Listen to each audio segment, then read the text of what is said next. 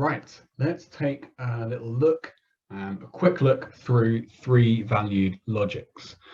This again is a big topic that we can only really start to skim the surface of today, but this will hopefully give you an indication of some of the kind of really interesting questions we can ask and some of the challenges we get once we start to think maybe there is a third value to our logic. So we introduced just before L3, okay, this idea of a system that's going to let us avoid problem for cases like future sea battles. Now, if we're going to articulate what L3 is, we need to actually say what happens when we assign things truth values. And there's some really intuitive stuff we can do, and then there's some much more difficult stuff that we get into after not too long. So here we look at how we might define the truth table for negation. Okay, so the sentence P now has three possible truth values: true, indeterminate, and false. So we have to actually redefine negation because we don't yet know what to say when P has the value indeterminate. But we can think of this as fairly intuitive. As you can see in the truth table we've got here, if P is true, not P is false, just like normal. If P is false, not P is true, just like we had before. If P is indeterminate, then not P is also indeterminate, and that seems quite right. Okay, so if it's indeterminate whether something is true, it also seems to be indeterminate whether its negation is going to be true, because we don't know. We're stuck somewhere in the middle. Now, once we start to work our way up to other connectives, things get a little bit tricky, because you'll be aware before we had two truth values. So the number of rows in our truth table would be 2 to the power of the number of sentence letters. So if we've got P and Q, there are 4 rows. Now there are 3 values. So the number of rows in our truth table is going to be to the power of 2. It's going to be 3 to the power of what we're looking at. Which means once we have 2 sentence letters, we already have 9 rows in our truth table. And they get bigger really, really quickly, of course. So there's a bit of a quicker way of trying to demonstrate how these connectives look, and it's like this. Okay, so if we've got two different letters, we've got the rows along the top tell us the truth value of one of them, and the rows down the columns down the side tell us the truth value of the other one. And then here in the top left corner, we see what it is we're trying to define. So we're defining conjunction.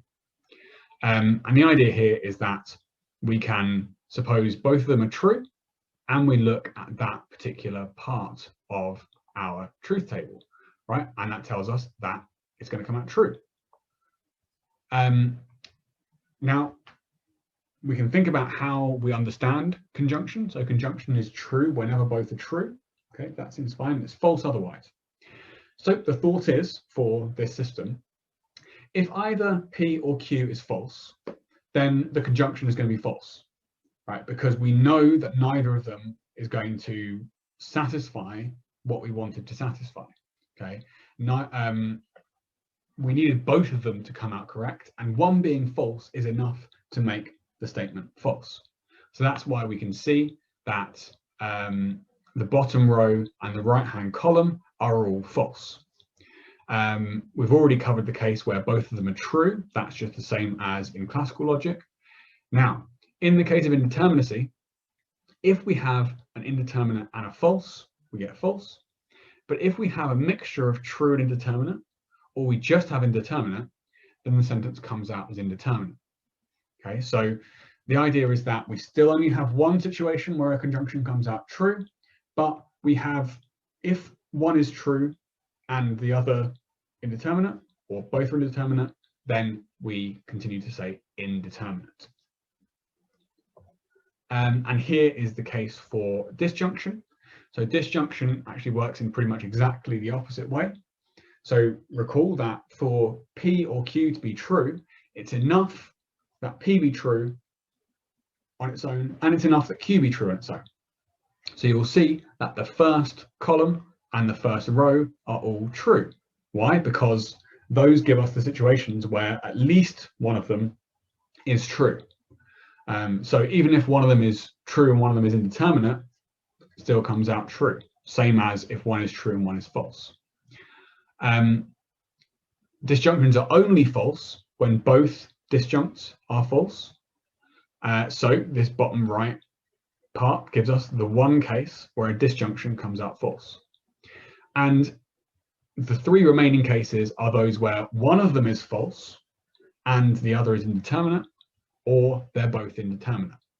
So again, when we have indeterminacy, unless something else trumps it, we say indeterminate. So that gives us our three basic logical connectives that were primitive in propositional logic.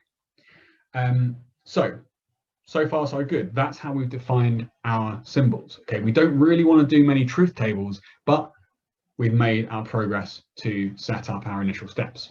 However, now we can start thinking about some of the sentences that we want to come out true in our language. And you may recall the law of excluded middle that we started with at the very beginning of this week. Okay, so the law of excluded middle tells us that P or not P is always going to come out true.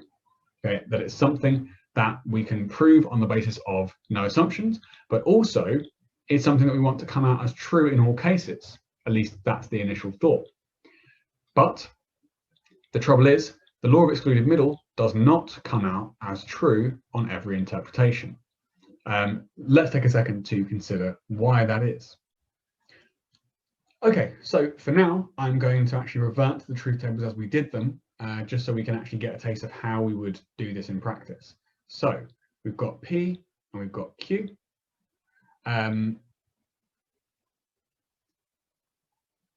For our standard cases, we would now start by listing the three situations where P is true, which go alongside with Q being true, indeterminate, and then false. Then we would have the three cases where P is indeterminate, where Q is true, indeterminate, and false. And finally, we would have the three cases where P is false, where Q is true, indeterminate, and false. And that gives us all of the possible scenarios. So if I was doing my truth table for P and Q, okay, I would say the top row comes out true. Then any row that's got a false in it at all is going to come out false. So these examples are all going to fail. The remaining ones are, I've got true indeterminate, so I say indeterminate. I've got indeterminate true, so I say indeterminate. And I've got indeterminate indeterminate, so I say indeterminate. For those ones, I'm not able to say whether P and Q is true because I've got at least one indeterminate and no falses that would trump whatever I've already found. Okay, so that's what I would do in this case. Fortunately for the law of excluded middle, I can do a simpler truth table. So I've got P, which can be true, indeterminate, or false. Now, what do I say about P or not P? Well, P, as we've already seen, can be true, indeterminate, or false.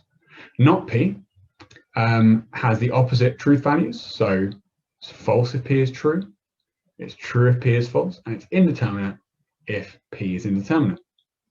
Now I look at my disjunction. Well, I've got one disjunct is true, so it's true here.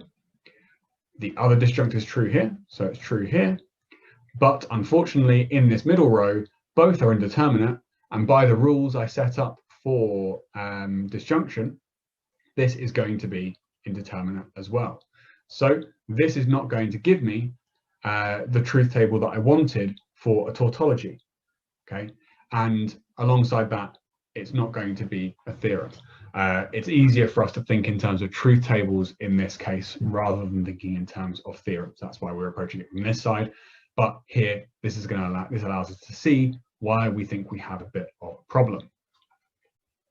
Okay, so we found that the law of excluded middle is not a tautology in L3, right? So it doesn't come out as true on every interpretation. So we'd also better hope that we can't prove it in L3. That's a different task that we would do.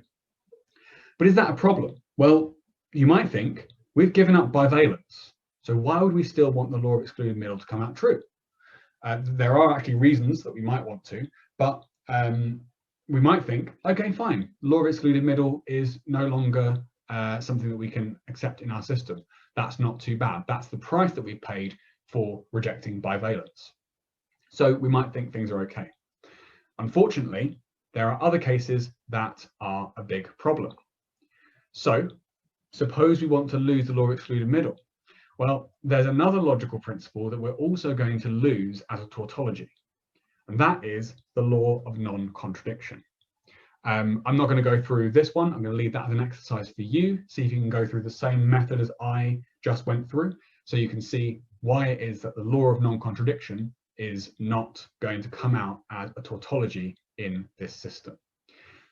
So we had our reasons for not being happy with the law of excluded middle, but the law of non-contradiction seems pretty important to us. We want to say that contradictions cannot be true, and that's something that we always want to come out right.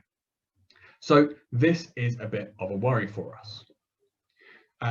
So the exercise is now to think about showing that the law of non-contradiction is not a tautology. So if you want to pause the video for a minute and give that a go, and then you can come back to us as we consider some more questions. Now, here's another issue that comes up. Okay, the material conditional in L3. We haven't really talked about that yet. And that might be seen as acceptable because we previously defined it as equivalent to not P and not Q.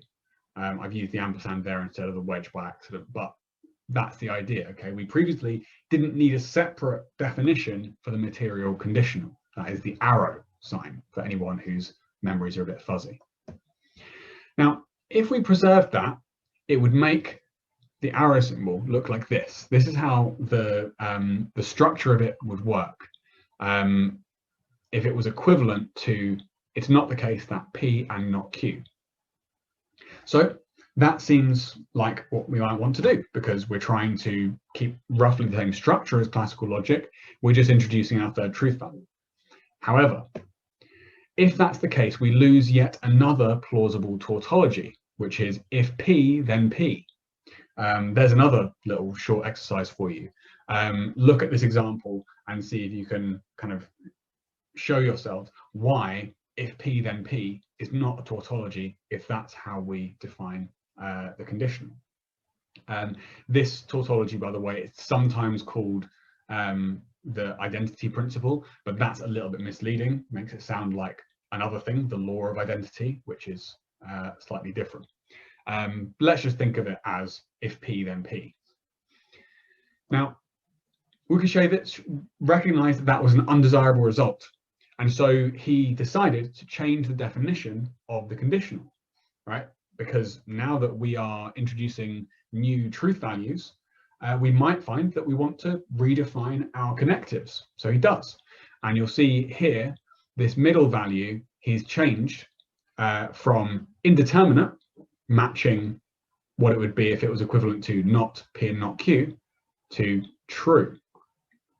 Okay, so if you've taken a moment to look at why if P, then P is not a tautology on the above definition of if then, have a look and see why it is a tautology again, now that we've redefined the conditional.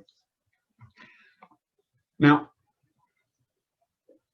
the problem with this is that we can no longer define the conditional using not and or not and or. Okay, that was previously a strength of our logic, was that we didn't need to have as many primitive connectives because we actually could treat many of them as defined in terms of other ones. That's maybe not that big of a worry because it just adds a bit of complexity to our theory. But a bigger worry is that although we've saved if P, then P, we haven't saved the law of excluded middle or the law of non-contradiction because those don't use the conditional. Okay, so we just have to accept that those are not going to be tautologies in our system. Many think that this is enough to make L3 just not fit for purpose. Okay, it's an interesting attempt to develop a logic that gets us around certain problems, but it has too many problems of its own. there are many different responses to this worry about a shortfall. For example, trying to fix our definitions of the connectives, but we're going to do something slightly different. We're going to consider one other kind of response, which involves denying that the logical connectives are truth functional. That is, denying that the truth value of a sentence containing only sentence letters and the connectives depends only on the truth values of the sentences themselves. Okay, this is, you might think, a pretty radical step, but it's also one that people have found kind of persuasive as a way of dealing with some of the problems that we find if we take the method we've just been looking at. This is also going to show us that there's a way to reject bivalence without rejecting the law of excluded middle, like I said earlier. So why might we want to preserve the law of excluded middle? That's going to help us get an idea of why we're going to do what we're going to do now. So we might say that if every way of making the indeterminate parts of a sentence determinate results in a truth, we should still think of this as a logical truth. Okay, so if we thought of indeterminate as kind of like undecided, then the thought is, suppose that whichever way you go on your undecided matter, something comes out true. Well, we're then going to think that it doesn't actually matter that it's currently undecided, because whichever way it goes, you're going to get a truth. So we should still think of it as a logical truth. And a system called supervaluationism tries to capture this. So what we do in this case is we start in a similar way to Łukasiewicz by allowing three truth values. Okay, we have true, indeterminate, and false. And we have valuations of our system that assigns one of these to every primitive sentence. Okay, so we get our values of true, indeterminate, and false. But then we also introduce the notion of a precisification. Okay, a precisification is where we leave the trues and the falses undisturbed, but every time we find an indeterminate, we turn it into either a true or a false. And we can think of this as arbitrary, right? So if we have one indeterminate row in our valuation, then there are going to be two available precisifications there. Either that indeterminate becomes a true or it becomes a false. If we have a whole bunch of indeterminates, there are many, many different ways that we could render something precise. There are many, many different ways that we can decide the, as I called it just now, the undecideds.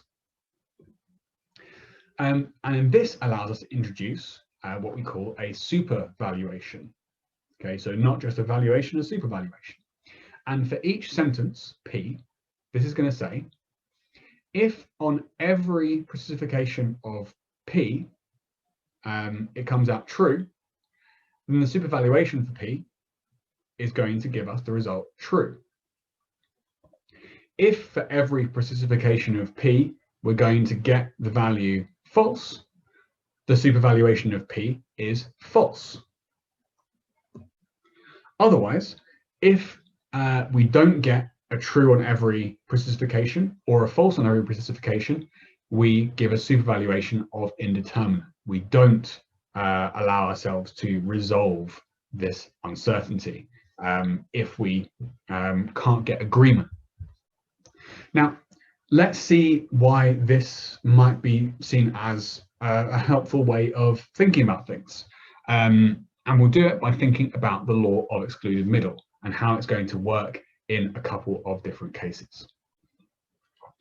Okay, so we're going to suppose that we've got three sentences, A, B, and C. And we're going to suppose we've got a particular valuation that's going to say that A is true, B is false, and C is indeterminate. Now, if this is the case, if this is where we stand, we're going to think about what happens if we precissify. Well, if we were to precissify, then A and B are going to remain unchanged because A is true and B is false.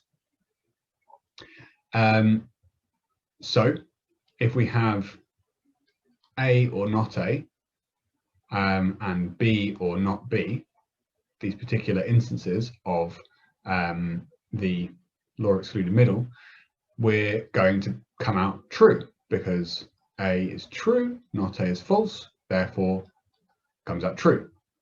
B is false, not B is true, and therefore it comes out true. Okay, that's all fine for us. C was the awkward case. C was the case where we didn't get a true result before because we had both of them being indeterminate, and therefore the overall disjunction comes out indeterminate. But let's suppose our two different precipitations. So preciptation 1 makes C true, preciptation 2 makes C false. Well, if we make C true, then this comes out true by virtue of the first disjunct. If we make it false, it comes out true by virtue of the second disjunct. So since on every precipitation that we can give, C comes out true, we're going to actually assign it the value true. We're going to give it this supervaluation that brings it out as true. Now, since this covers all of the different cases, we now recover the truth of the law excluded middle, because that one case we had where we saw it come out as indeterminate, we actually were able to redefine things and say that it came out true rather than indeterminate. So now we're going to get back that P or not P is true for any particular instance. Okay, the same thing's going to be true for the law of non-contradiction, because any way that we can remove the indeterminacy, any way we can move from indeterminate to true or false, is going to get us a sentence that comes out as true. Okay, a sentence that says that it's not the case that P and not P. So what you might notice about this is that this is a kind of halfway house. So we have a three-valued logic where we kind of express our ordinary claims, but then we map it into a two-valued logic. We find ways of bringing our three truth values into a two-valued setup. And this allows us to kind of bridge both sides of things. We keep hold of the law excluded middle because any way of turning that three-valued setup into a two-valued one preserves that truth.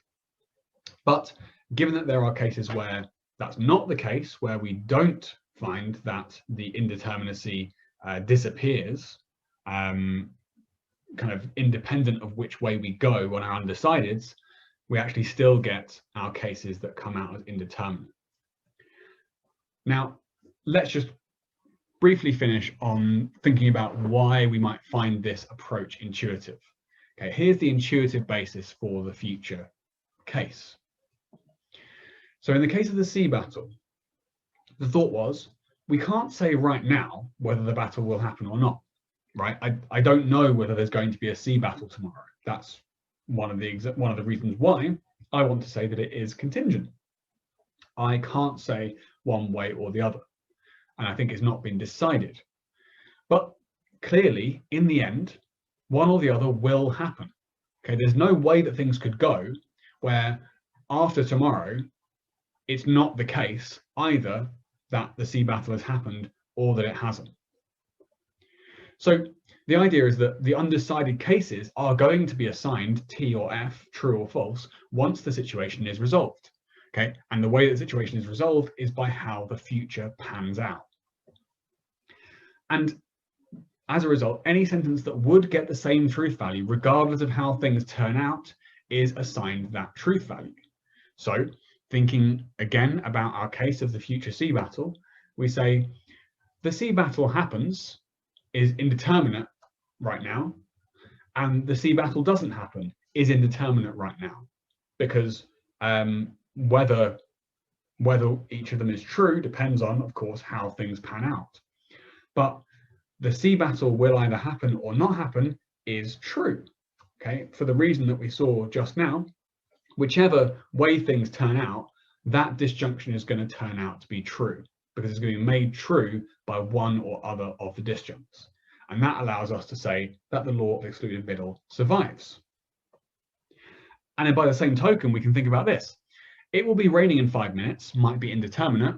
Doesn't look very indeterminate right now from my house, but in some cases, it will be indeterminate. It will not be raining in 5 minutes, might be indeterminate. However, it will be both raining and not raining in 5 minutes is false, because whichever way things pan out, then one of them is going to be false. If it will be raining in 5 minutes, it won't also not be raining in 5 minutes.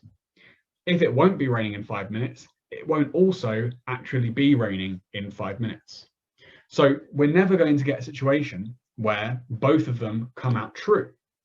And therefore, the law of non-contradiction survives. Okay? Any way of precisifying, that is by deciding things in terms of what actually happens, is going to get us contradictions not coming out as true. So the law of non-contradiction can go on its merry way. But this is an example where we've given up bivalence, but we can still actually preserve the law of excluded middle through this quite complex little, what you might think of as a trick. Now, here we're preserving some of our logical principles. Okay, we've made some gains preserving some of the principles that we wanted to maintain. But this is at the price of giving up truth functionality. The reason being is that the truth value of the sentence A or B won't depend only on the truth value of A and the truth value of B. Because if the sentence is A or B, then there'll be certain circumstances where it comes out false. But if the sentence is A or not A, there won't be any situations where it comes out false.